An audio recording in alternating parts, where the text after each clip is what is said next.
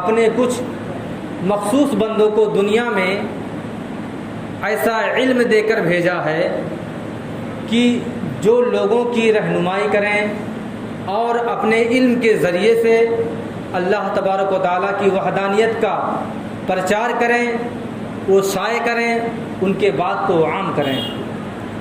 اسی میں سے انہی تمام عالموں میں سے امام اہل سنت اعلیٰ حضرت مجدد بریلوی رضی اللہ تعالیٰ عنہ کی شخصیت بھی ہے۔ اللہ تعالیٰ نے آپ کو تقریباً 50 یا اس سے زائد علوم و فنون کا علم عطا فرمایا تھا، اور آپ کے اندر عقیدگی کی اتنی پختگی تھی کہ آپ ہر معاملے میں چاہے آپ کا کوئی ساتھ دے یا نہ دے، لیکن جب شریعت مصطفیٰ کی بات آتی، جب شریعت یا دین کی بات آتی اور اس کے خلاف کوئی بات کرتا تو آپ اس کے سامنے تنے تنہا کھڑے ہو جاتے تھے۔ اعلیٰ حضرت کے اندر خودداری بھی بہت زیادہ تھی۔ آپ کے بارے میں بیان کیا جاتا ہے کہ امام اہل سنت جنہوں نے تقریباً کم و بیش 1000 کتابیں لکھی اور جن کے علم کا چرچا صرف ہندوستان ہی میں نہیں بلکہ عرب و عجم میں بھی آپ کے علم کا جلوہ تھا اور آپ کے علم کا چرچا تھا، اتنے بڑے عالم باکمال ہونے کے باوجود، اپنے وقت کے مجدد ہونے کے باوجود، اپنے گھر کا سامان اکثر و بیشتر آپ خود ہی لیا کرتے تھے، بنیے کی دکان پر آپ خود ہی جایا کرتے تھے۔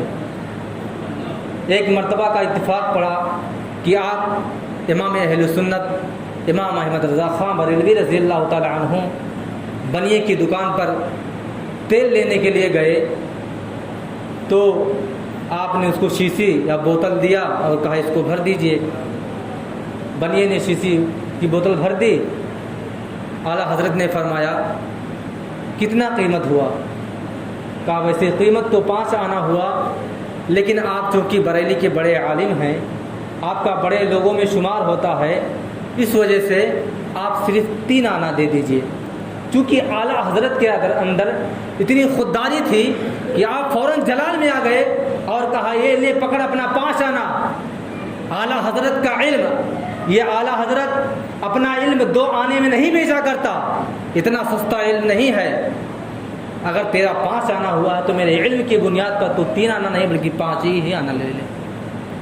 چونکہ اعلیٰ حضرت کے اندر بہت خودداری تھی۔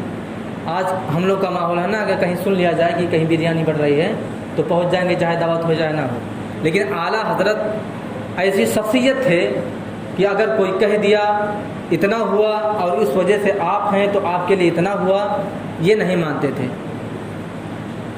پھر آپ نے سائنس دانوں کے رد میں، یعنی زمین کی حرکت، یعنی سائنس دانوں کا کہنا ہے کہ زمین چلتی ہے، لیکن اعلیٰ حضرت کا کہنا ہے کہ زمین نہیں چلتی، اور آپ نے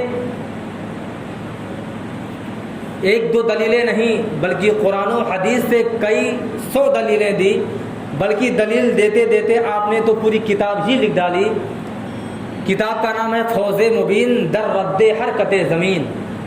اعلیٰ حضرت نے کتاب شائع کی اور لوگوں میں عام کیا اور سائنس کو منہ توڑ جواب دیا۔ آج بھی جو بچے کالج میں پڑھتے ہیں ان بچوں سے اگر سوال کیا جائے کیا زمین چلتی ہے تو لوگ اعلیٰ حضرت کے جواب کے بجائے وہ سائنس دانوں کا جواب دیتے ہیں کہ ہاں زمین چلتی ہے، جبکہ اعلیٰ حضرت نے کئی 100 دلیلوں سے ثابت کر دیا کہ زمین چلتی نہیں بلکہ رکی ہوئی ہے۔ اور ایسے ہی دوسرے علوم و فنون کے بارے میں بیان کیا جاتا ہے کہ جب کوئی چیز آسمان کی طرف اچھالی جائے، چاہے کھانے والی چیز ہو یا کوئی دوسری چیز ہو، جیسے مثلا امرود ہے، سیب ہے، کیلا ہے، اگر اس کو آسمان کی طرف اچھالا جائے تو زمین کی طرف آ جاتی ہے۔ تو کچھ لوگوں کا کہنا ہے کہ کش سے ثقیل ہوتا ہے، یعنی وہ زمین کے اندر ایک پاور ہے، طاقت ہے جب کوئی چیز اوپر پھینکی جاتی ہے تو اس چیز کو زمین کھینچ لیتی ہے.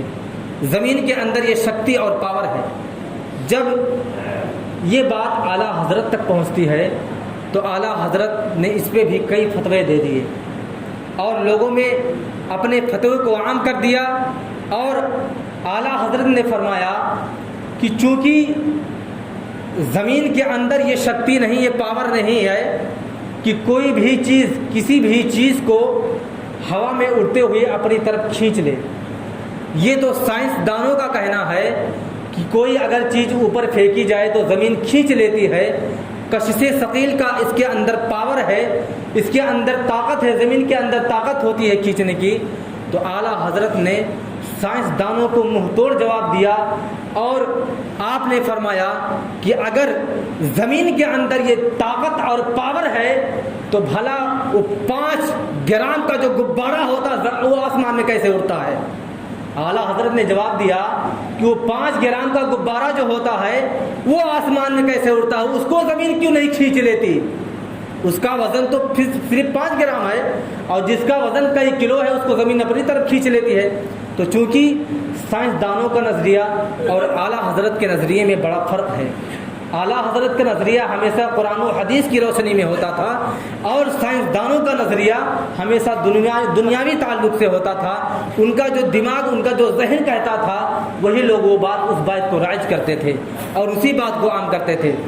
اعلیٰ حضرت نے سب سے اصل جواب دیا زمین کے تعلق سے کہ اس کے اندر کھینچنے کی طاقت نہیں، بلکہ اس کا اصل جواب یہ ہے کہ ہر چیز اپنے اصل کی طرف لوٹ جاتی ہے. یہ اعلیٰ حضرت نے جواب دیا، ہر چیز اپنے اصل.